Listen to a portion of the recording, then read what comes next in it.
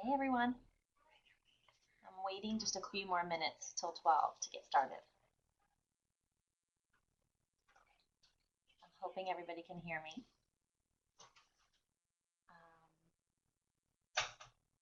All right, great. I'm seeing some responses, so that's good. Am I loud enough? Let me know if you can hear me. Okay, good.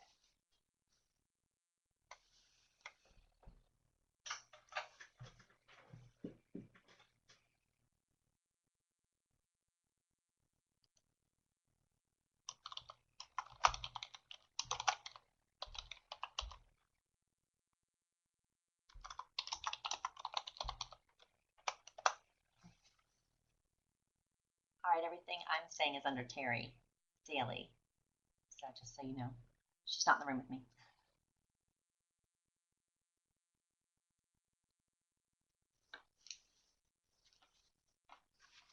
Give everybody a few minutes to get on.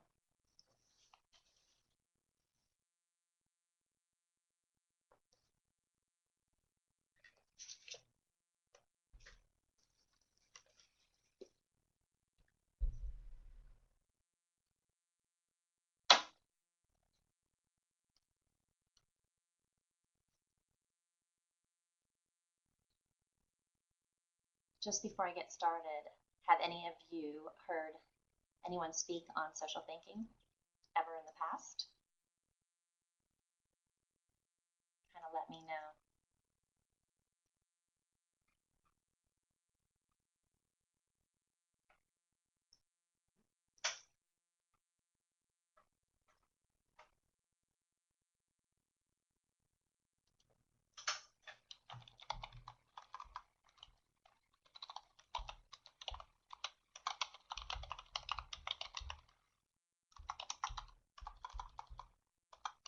Okay, great. So I went ahead and put the link to socialthinking.com. Make sure you explore that when you're done here. Get on their newsletter. Um, that is the site that you can get a lot of the materials that I'm going to show you. The prices are very reasonable. You can do a lot of this at home with your kids in the summer. So, all right, let's give it just a few more minutes.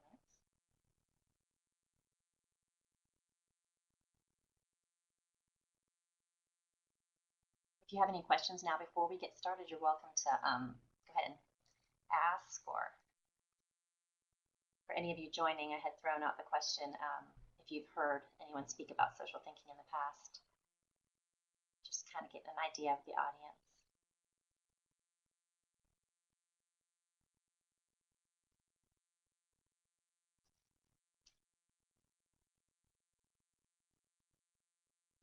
I'm going to take a second to take a picture of this craziness for my husband, everybody, so I can see what I'm doing today. Are you ready? It's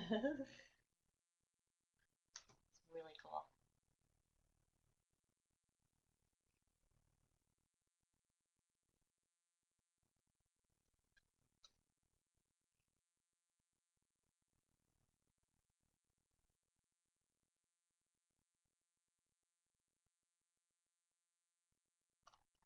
Okay, everyone can hear me?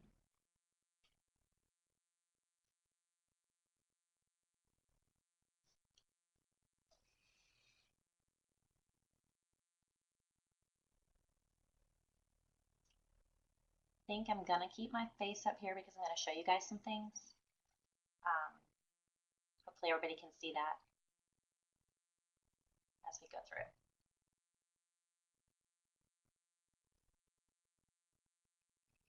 All right, so it's 12 o'clock, so I guess we'll go ahead and get started. Looks like we have quite a few people ready to listen, so we'll go ahead and start.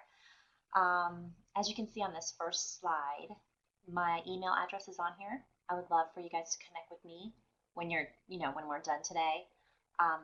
Especially if you have any questions, feel free to call or email me, and I'll be sure to get back to you. And that would be a good way for us to connect. I can make sure you get all the forms. There's a lot of attachments, just so you know, that Kat put on here that you'll be able to also, go in and get if you'd like to use any of these forms with your kids. I'm hoping to make this as functional as possible, something that you can go home and do with your kids pretty much right away.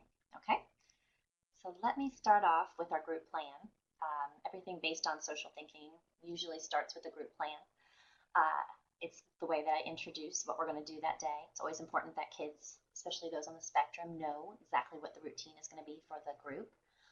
It also teaches flexibility because sometimes I will say, oh, you know what, we're not even going to do number 2 today. We're just going to skip straight to number 3. And so at least having it up there is almost like priming them for what they're going to do for that hour in the group. And you can do that in your day at home as well. Give them a group plan, let them know what you're about to do and what you expect from them in that time frame. So I want to start off with my group plan. I wanted to introduce myself. I'm Chrissy Meredith. I'm a speech pathologist. I actually got my master's degree at UCF over 20 years ago. So lived in Georgia for several years, 14 years, and moved back about 2 years ago to this area. Been very excited to be back, building my own business based on social thinking. I do some speech therapy, but I basically love the social thinking piece, so I do a lot of that now. I have my own company, and I'm based out of Maitland. So what I love to do is groups. I do all ages from 5 through adult. And basically, I got all the training you can get. So Michelle Garcia winner, any of you can go to any of our conferences, which are great, and you can learn a ton from them. But the actual training, there's a level 1 training that you have to go to in order to really do the groups in the way that she likes them done. So I have completed that training as well as going to San Francisco to provider conferences. So I've been just embedded in this for the last 10 years. I love it, passionate about it. So I'm ready to teach you a little bit about it. So first of all, social thinking. We're going to start off just explaining that a little bit. If you have questions, I'm a little hard to hear, Tammy said. Is that better, Tammy? Sorry about that. If you have questions throughout, feel free to type them in the chat, and I will try to respond to those as well. Getting better? Okay. So I will let them know that I'm hard to hear. But so my first slide is about social thinking in general. Social thinking is kind of what we do when we interact with people. So as you can see here, when we share space with someone, we have thoughts and feelings about them, about the way that they're acting, and we respond or change our behavior in order to kind of fit in to the environment that we're in. So social thinking, obviously, it changes with the context. Your social thinking, even when you're reading something, because you're thinking about the people you're reading about, it's something that you're doing all the time. And we try to explain that to kids. It's not just a discrete skill that we're teaching, it's something we're teaching all the time. So social skills is what I did for years and years. I taught that to kids in groups, and that was great. But the basis behind social thinking is teaching them not just to do a certain skill like eye contact or share, but the why behind it. So what I love about social thinking is they're walking away from it, and it's easier to generalize something when you understand why you're doing it. Especially with our high functioning kids, they want to know why do they have to do things. And so this gives them that explanation. Its main goal of social thinking is to improve self-awareness. So basically, you're trying to constantly be working on them understanding that there are people in the world everywhere they go that are watching them, thinking about them, having thoughts, having feelings about them, and that they want to project and do things that would give those people good feelings, comfortable feelings about them. And not, we sometimes use the words uncomfortable. Sometimes you can use the words weird. Some kids think that's funny, but when you're explaining it to them, you're teaching them that we want to give people good thoughts about us. And that's what the whole goal of social thinking is, to build self-awareness. So I love this little slide here, this next one. If you kind of look at it, it explains that social thinking is the me plus you equals us. And so the way I kind of explain that is this triangle right here, it's very cognitive based. So this triangle here is your thoughts, your behaviors, and your feelings. And this is just you, this student that you were looking at, okay? And they understand their own, sometimes, behaviors that they're doing things. They don't understand how they feel often, and they definitely don't even understand that there's a thought involved with the behavior. So my goal always is to go in and build self-awareness. So my goal is to go in there, try to show them that when they're doing a behavior, I want to explain to them that besides themselves here in this triangle, there's these people, this is the you, outside of there. So other people are having thoughts, other people are having feelings about what you're doing. And so you're trying to explain to them that they're not just, to build self-awareness, there's other people who have thoughts and feelings. And so we're constantly saying to them, when you do that, it kind of makes me feel a little uncomfortable. And I'm thinking that you're not interested in what we're talking about because you have a rude tone. So you're giving them some explanation for how their behavior is making you feel and the thoughts you're having. And the more you do that, it builds their self-awareness when they're doing those things that, I'm not trying to give anybody bad thoughts or feelings. I just didn't even realize I was. So it's kind of an interesting way to look at it, that all kids were trying to build their ability to understand that there's others. That's what social thinking is, that there's others outside of their circle who are looking in, and that sometimes they have to change their behavior in order to give people better thoughts about them. So that's what the whole concept behind social thinking is. If you have questions, feel free to chime in too. All right, so let me go through and explain. So social thinking involves a lot. We talk about anxiety, social problem solving.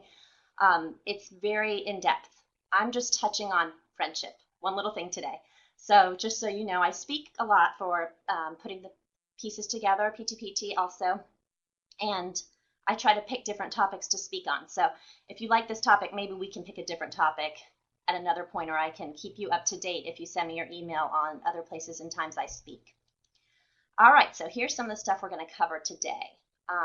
There's a lot of vocabulary and curriculum related to friendship in the social thinking website, on the social thinking website.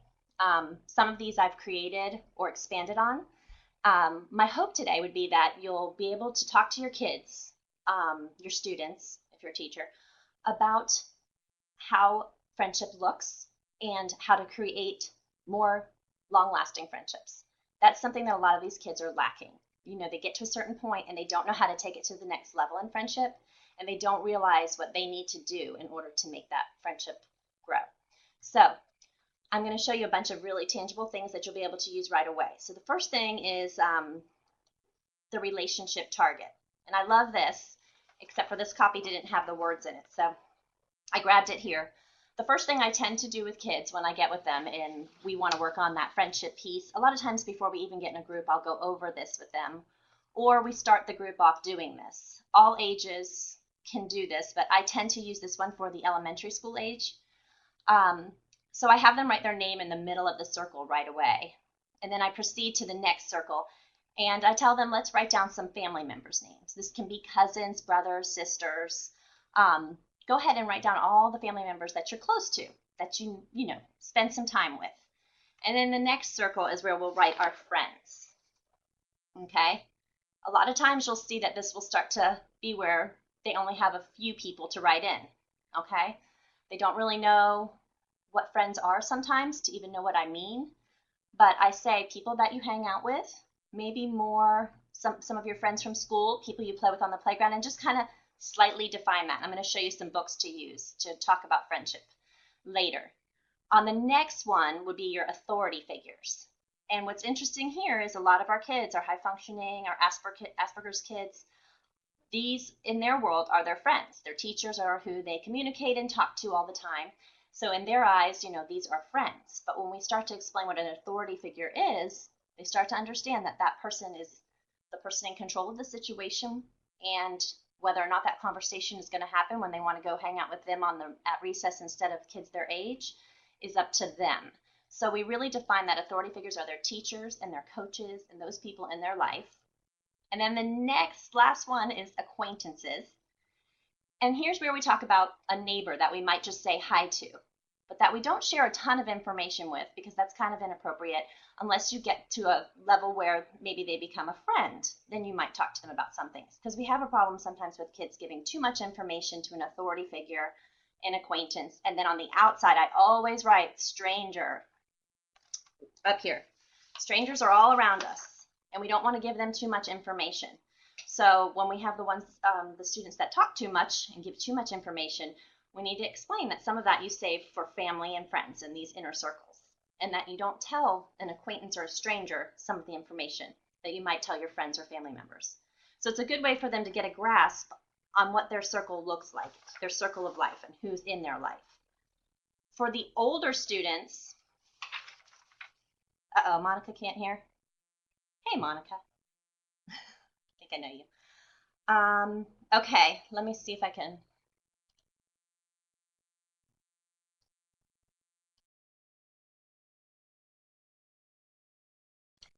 Okay, I turned up the volume, so let me know if that helps, Monica. Okay, so the other thing is when you have some older kids. I kind of like this one better for the older kids. I tend to make 2 copies of it and give one to them that's blank. And then the next one is where we're going to define things better. So the pyramid of friends, I kind of don't follow that directions too much right there. I tell them right on the side here, I want you to write all the friends you can think of. And when you get into the older kids, the teens, I want them to grab their phones if they use any type of social media and write down the friends that they have on there as well. So my goal is think of everyone in your life that you hold any value as far as you think are friends, and let's write the names down. So that's how we start off our first sheet. And then I tend to give them another sheet where we then go through this together and we talk about what the different levels look like. Okay, because some people, you're just at level 1. It's a friendly greeting. Okay, you might see them once in a while and you say hi to them. An acquaintance is a little bit more because you tend to have to share a space sometimes with them. So this might be in the morning, everyone meets in a certain area, and this is someone who you tend to always stand by, or maybe you're seated by, but you don't talk to them much. You just know them because of that setting. And then it continues on. Oh, someone's asking a question, sorry. It continues on into possible friendships, evolving friendships, bonded friendship, and very close friendship. A lot of these students, when I have them do this, they don't quite understand. So I always do a first round where I let them just take those names that they've put over to the side here and start filling them in according to the different levels that they see. And I sometimes don't give a lot of explanation for all of them just to see what they do. Depends on how big my group is. But once they fill in all the names, then we start to talk about what this looks like. And a lot of times what we start to realize is that almost all of their people that they would call friends are really just down here at a possible friendship. They have not ever asked them to come over. They don't know very much about them when I start to dig in a little bit more. They don't know much about their family. They've never really sat with them too many times at lunch. And they're really just an acquaintance. They've hardly spoken to them, maybe just once or twice. And they're putting them up here at close friendship. And that helps me to see just how off and how much I need to teach. So going through it also, if I have a kid who's pretty advanced with friendship and they have a lot, but they just can't ever seem to have close friends, we talk about at each stage, well, if you have some evolving friendships, now you need to start doing things together. You need to start planning outings together to go do stuff in order to become more bonded in that friendship. So it really helps define it. And I think I have that down at the bottom for you, this friendship pyramid. And I may not have this explanation of it on this page that I'm showing you now. So I can always send that as well. So here's just my baseline about friendship. So I'll do either the target, okay, or I'll do this relationship one that's a little more in depth. So you could do that with your children right away just to kind of see where they're at. And then we start to talk a little bit about, I think you're going to love this part, about how to make a friend file, okay? As adults, we all have a million files in our head, I'm sure, of everyone we've met throughout our lifetime. And right when you meet someone, you create a file. If you're really good, which I'm not, you might remember their name. I'm always bad at that. But I usually can remember something about them. I tend to notice things about the way they look, and I put that in my file. But we also put in our file whatever we learn from them the first time we meet them. So this is kind of a good way. You can show this visual to your kids and help make sense of it. And I usually, right away, create a file, just a manila folder. And this is a way for them to see this is their friend files. So let's talk about your friends. You've listed some friends in your target, in your pyramid. Let's start to talk about some of these friends you have. So we'll create these friend files. We explain to them that when you meet somebody, you have small talk, conversation with them. Sometimes it doesn't even get there because they don't know how to do that. So we work on that in group. But you learn something about that person. And whatever you learn, you should be saving in a friend file in your brain. And then you'll see that person again, and your hope is that you'll add to that friend file. Maybe you need to ask some questions in order to learn more about them and make your file bigger and bigger. And this is how you build a friendship. And this concept, I've been doing this for several years. This really tends to work with kids if you start with your family members, because that's the easier way for them to grasp it. So if they have a brother or a cousin that they're close to, that's a friend as well. Okay, so we make sure to say, let's go ahead and build a friend file on your cousin John or your brother John. And I'll show you kind of how this looks. I use different forms. Sometimes with my teens or my middle school kids, I use this form you're seeing now. And I tend to do, for some reason, I'm just weird like this, I guess, I do pink for the girls and green for the boys. Because I like them to see that they try to build, if they only have one friend that's a girl, we might say, you know what, maybe we need to build that up and try to talk to some other girls. Or maybe they have all girlfriends and no boys. So it just kind of helps them to see. So I usually color code this. We start going through, these questions are similar to this form as well. They're just a different way to look at it. This is sort of my younger version. But let's fill out what you know so far. So tell me about your friend or your family member. Let's see what they say. And you really want to let this come from them. So tell me their name, and maybe we put the age on here. So John is 10. What are John's interests? And when you start to do this, you're going to realize just how hard this is for them to pull out information about somebody else besides themselves. Because a lot of times they're used to talking about and thinking about their own interests, and they're not really honed in on what everyone else is interested in. We're trying to show them that they have things in common with other kids, and that those are kids that they want to build a friendship with. So under interest, we might put Minecraft or video games or whatever they like. And here I kind of really dig in the group, and we talk about likes and dislikes as far as, do they like the same foods as you? Let's see. I don't know. I have no idea what they like. Well, that would be something you could ask the next time you get with them, because then maybe you could go meet them for lunch. So we kind of discuss likes and dislikes. And then under extra fun facts, this might be like, oh, they have 2 dogs, and so do I. They go to the same place for social thinking group as me. I see them sometimes in the waiting room. Whatever fun fact they want to put there. So once we've created some files, this is kind of a way I do it during groups, but you can do this as well. This sometimes comes out. Any of these forms can be used. I just gave you a variety of forms because depending on the age of your child, what would work best. But this one's great. In the little triangles here, and then, I'm sorry, in the little rectangles here, when we're, because if they just are struggling with these sheets, this is a little easier to use. So what do they like to think about, and what do they like to talk about? So in the rectangles, I like to put like who. Who do they talk about all the time? You sit by them all the time. You guys don't converse very well. Well, he always talks about his Uncle Scott and how much he loves to build Lego projects with him. Okay, so he really likes to talk about his Uncle Scott. So you know that next time you're with him. So write Uncle Scott. Where does he like to go? I usually do the WH questions, which is incorporating that in. Well, he always talks about that he goes to Universal Studios. Okay, well then that's something you guys could talk about, so write that there. And you just kind of create a few questions for them. I usually do like who, what, where, when on this, and kind of get an idea of, we're helping them build some things about the other person, that social thinking piece. We're teaching them to be social thinkers. We're teaching them to care about what others like to think about or talk about. And so that the next time they're with them, sometimes I even give them challenge questions so that they have to ask their friend if they have a pet maybe and what their favorite color is. And we're going to add that to their friend file. So my goal is always to grow these friend files so that they have a bunch. And when they learn more information, I'm hoping they'll bring it back to me, and we check in on their friend files and see if they've learned a little more about some of their friends. So this is a way to help them learn to build friendships. So it's kind of cool. If you have questions, feel free to chime in. Let me go back here real quick just to show you one more thing. Some of the ways that, you can talk about friendship and friend files and do all of this, but sometimes the starting point for me is just discussing what a friend is in general. And I use a lot of different books to do that. So How to Lose All Your Friends. This is kind of a funny take on this kid's doing kind of everything that you shouldn't do. And so he loses all his friends, and then he gets them back by doing the right thing. So it's a kind of cool way to look at it. How to Be a Friend for Younger Kids is great. Any of these kind of books, this is my absolute favorite. Scaredy Squirrel Makes a Friend. This is a great book to describe what friendship is all about and your part in friendship, because we can sit here and talk about friendship, but we need them to understand exactly what we're expecting from them and what a friend looks like.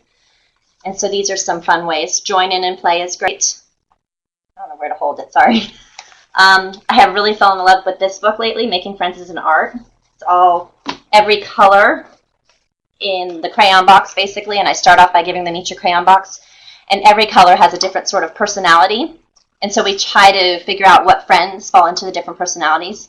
So that's a fun thing to read with them. So make sure that you're defining friendship with them a little bit too as you go through this process. The do's and don'ts of friendship's great. I just take a big poster board and we'll start writing, ooh, we do this if we want this person to be our friend, and we don't necessarily do this. So really defining what a friendship looks like, and also talking to them about your friendships. So if you always have a friend over, Susie, you can say, Susie is my good friend. We love to talk about these things. And when she's with me, we think about this. So this is a great way for them to see friendship actually happening with you as well. Somebody is asking if these books are on the website. A lot of these are. And a lot of them are ones I just kind of pick up. My favorite author is Julia Cook. She has tons of books, probably one for every type of issue you have with your child on the spectrum, from personal space issues to, talking too loud in all situations, or losing your having like anger issues. So there's tons of great ones by Julia Cook. If you go to Amazon, they're usually about $8.95 or something. So those are great books. And I love this Friendly Facts book. This is on the Social Thinking website. This is a great one. Lots of fun activities in here.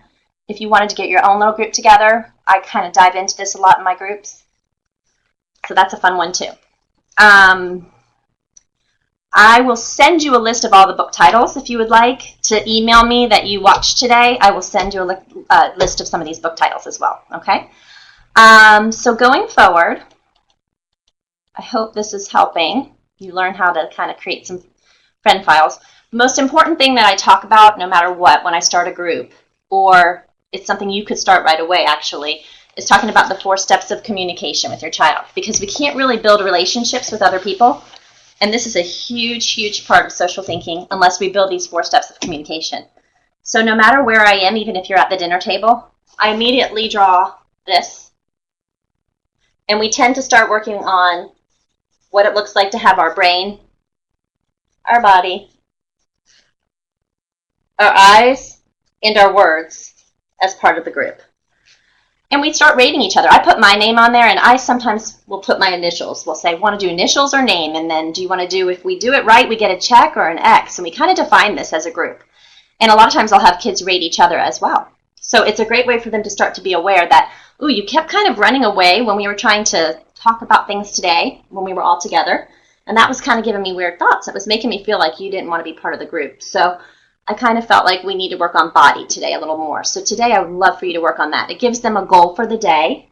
Say like we're talking and their words keep kind of veering off into some other topic, and we're really trying to get to know each other.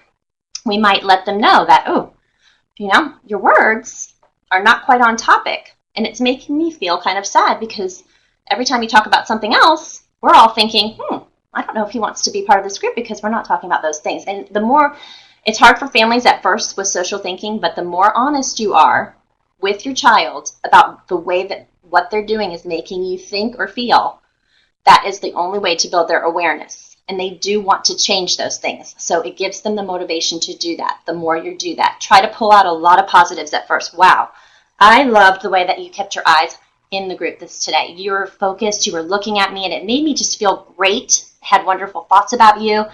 And that is building their awareness that, oh, that gives people good thoughts. I want to do that more. So this is a huge thing I do in groups. All right, so moving forward. So the 4 steps of communication are huge. So what a social thinking group is, just so you know, because I'm sure many of you have done social skills groups, the difference with the social thinking group is we love to build it all the way out into the community. So my company is 3C's Therapy because this first C stands for cognition. Of course, my goal is to grow the cognitive mind a little bit, grow and stretch their brain. The next part is to grow their ability to communicate. The other C is communication, okay? Whether it just be with me, growing to another 2 in the group, then 4 in a group. And then the last C is connection, connecting them with their community and the environment. So once they become aware in that first level, then I can move them to a group, and then I can move them out to the community. So that's the goal of it. So social thinking groups are a great way to increase self-awareness. We really try to stay very relevant. We do a lot of projects to improve flexibility. We do Lego projects. I sometimes just throw materials in front of them and see how they work together If their conversation skills are not very good, I'll give a lot of visual prompting as to how to get to the next step, how to ask for help. And they create sometimes video games, they play Minecraft, and I'll have them create different projects together, but it's all about getting them to work together. And it's not so structured, this is the activity we're going to do today. There's tons of curriculums that I use as well, and I go very slowly through these curriculums to be sure that they get it. So it sometimes takes a while, but these groups eventually become their really good friends.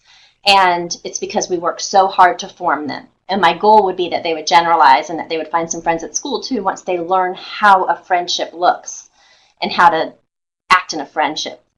I group the kids not according to their age or their diagnosis. They're grouped according to their communicator style, so the type that they are. This helps me to make sure that they're all at the same level when we get started in a group, and I'm working on the same goals with them. So let me show you kind of quickly.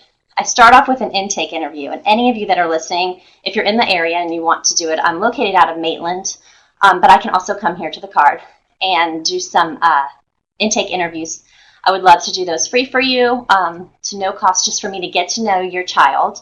I then form a little friend file for your child and remember them when I'm forming groups. And I don't put kids in a group unless I find the right ones. Sometimes it takes a while to find a good fit, because it's all about the communicator type, and I want to be sure that they're in with the right children. So I spend a lot of time on that, and some kids do need one-on-one first.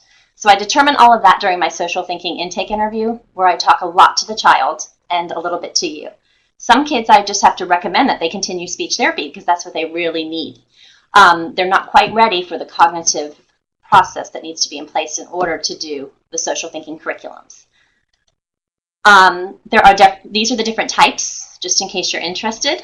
There's, I know I'm running out of time, but there's definitely, I do teen, yes, someone's asking if I do teen girls and boys, and I love both. Yes, I do both.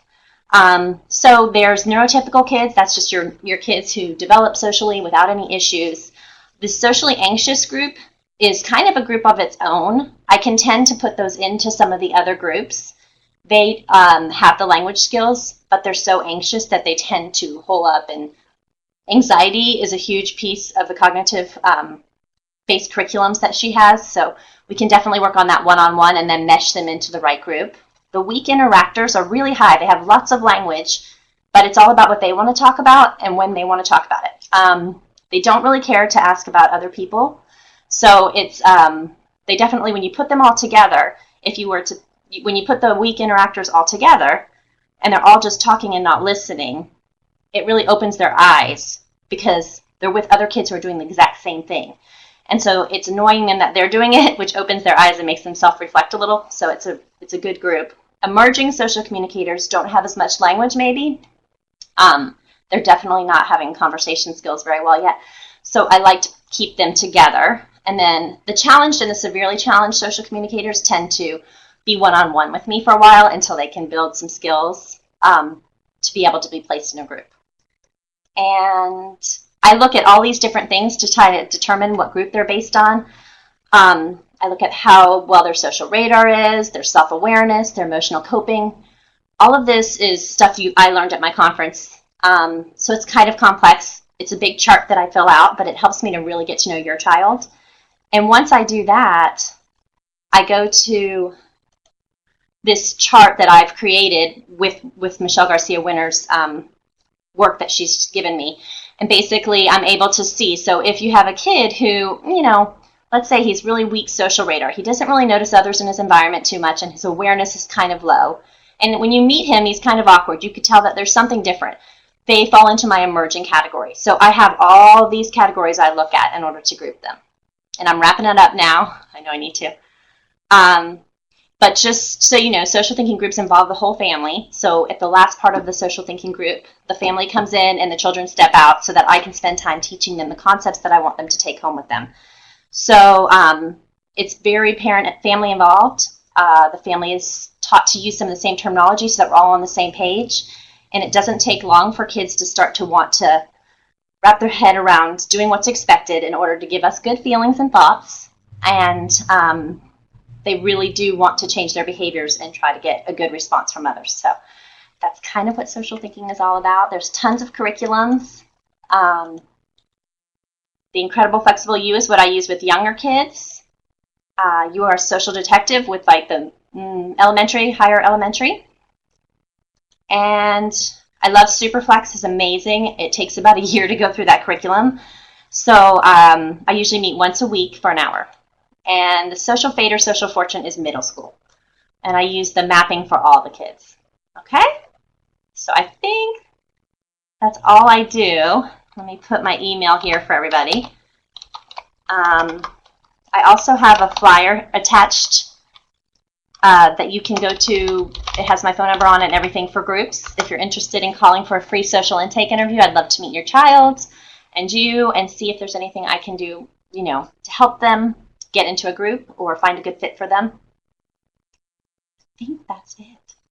Does anyone have questions that they want to fill in until they come back in and tell me to stop?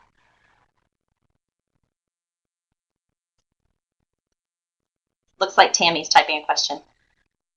I do groups for all ages. Siblings, not so much, although I always like to have the siblings come in at the end. And a lot of times they'll be part of the parent talk at the end so that they can be a part of things. I spend a lot of times in homes as well when families are having a lot of trouble.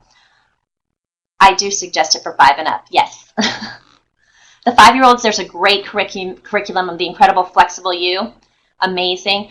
I feel like a lot of families could try to do some of this on their own at home, but if not, if you just need help navigating through some curriculum, I can do that as well.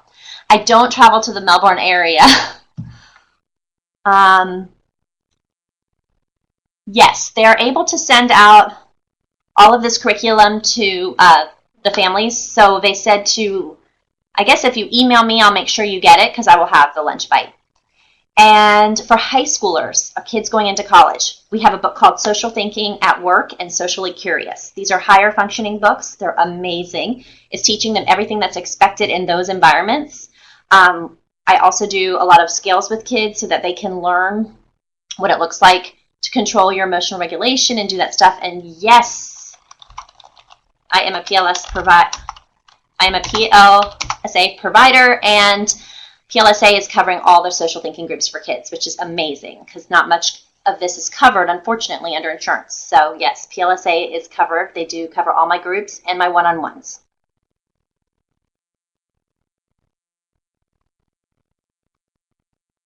Oh, PLSA, that's a whole nother day, Diane. But if you email me, Diane, I will get you the information on the PLSA. It's a literally amazing personal learning scholarship account that the government has allowed funding for, and it would replace the McKay, but it's kind of hard to explain quickly. So if you want to email me, I will definitely get back to you on that. Rory, what did you want me to type into the chat box? Just so I make sure to do that.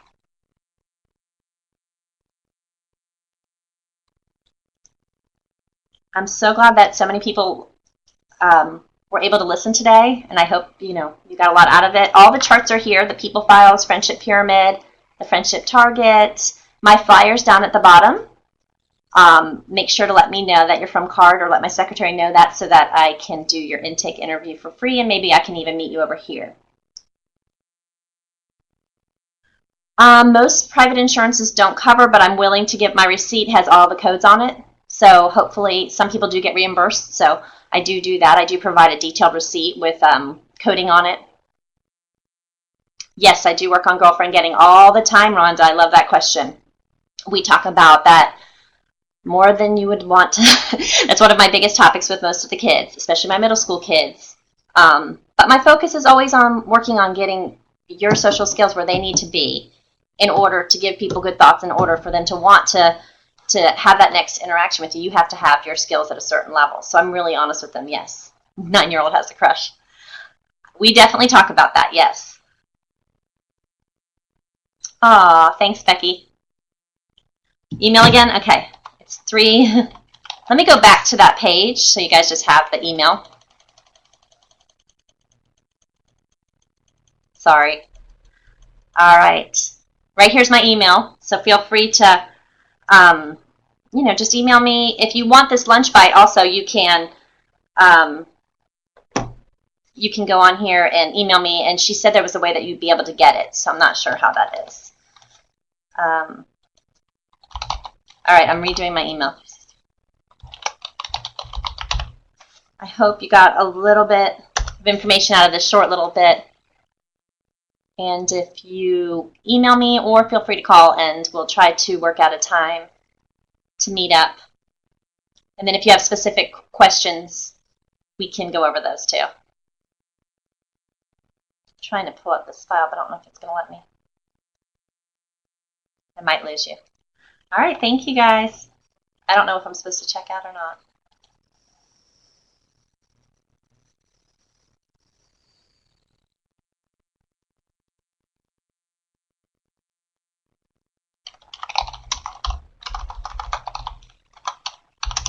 Very few schools are actually pulling in this curriculum yet, so I know it's hard, Eileen. I have had not very much luck with the public schools, although I do go into a few private schools, and I do a group during the day when, so if you are at a private school where these kids, there's a good group of kids that need this, you're welcome to talk to your administration about trying to get it in there, and it becomes sort of replaces one of their free periods of the day where they might not be meshing in with other kids that well anyway, and we just do a social thinking group throughout the school year. The public schools are really hard for me to get into, so yeah. I think I'm getting around problem. Yeah, we're good. Should I keep letting them? If they have questions, you're more than welcome to answer them. Okay. I think most of you are kind of dropping off, so yes, we have, Rhonda, we do have groups during the day, so that works out well. Right now, I don't have a strong homeschool group following yet, so I tend to want to go into schools during the day, but I have location in Windermere that I'm able to use for homeschooling groups that kind of encompasses that Ocoee, Winter Garden, Windermere area. And then I have an office in Maitland, so I'm able to use either of those. Eileen, good question. So the charges for each session are very different depending on the child. I do work some families on a sliding scale as well, so it just depends because when I see a child, I can kind of determine whether or not they need one-on-one group. Sometimes they need a little bit of both. Sometimes I do half an hour group, 45 minutes, or an hour, depending on what a family can afford. If a family can't afford something, then we maybe do it once a month for the older kids, or maybe they need every other week and they plan their outing for the in-between week that the family takes them to. Or we might just do an outing every once a month. So I don't really, it's not very set in stone because families tend to need such different things. So when I meet with you for your intake interview is when I go over all of that with you and we decide what you can do and what you want.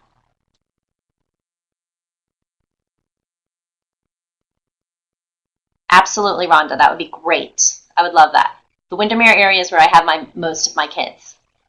So how old is your kid, Rhonda? I definitely love that area over there. If you know of a few kids that your child hangs out with and you're trying to build those relationships as well, and that's a good group of kids, we can form a group together with them, and that sometimes is helpful for families. Yes, 9-year-olds are a great group. I actually have a little guy I'm waiting for a group for that's a socially anxious one, so we'll have to see if I can find a good fit for him from today. Socially anxious kids are really the hardest right now. We have a lot of anxiety out there. The curriculums are fabulous for anxiety. I've had kids get through that. Oh, Rhonda, perfect. Well, I've got a little guy for him. I've been waiting for a group for, so definitely get in touch with me. It'll be great. I haven't known where to look the whole time, so sorry that I'm looking in the wrong spot. All right, everyone. You too, Rhonda.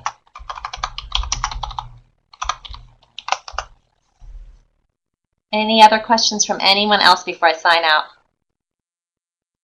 Because we have a few more minutes if you want to ask more. But also just feel free to call me or email me. Fridays are kind of a good day for me as well to talk on the phone. Melissa. Wait, don't tell me. Oh, Rosenberg? Oh, Christopher. Oh, Chavez. Hi. Okay. I think Monica. Is it Nathan starting his first group this week? Super excited for that group.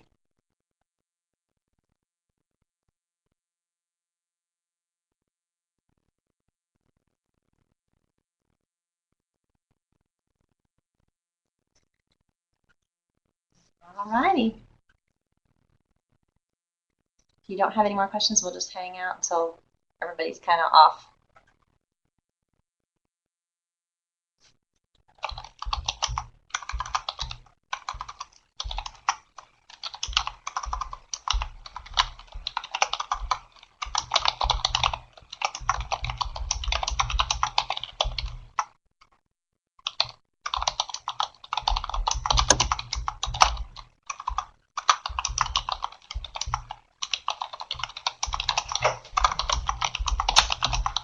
I think we're done.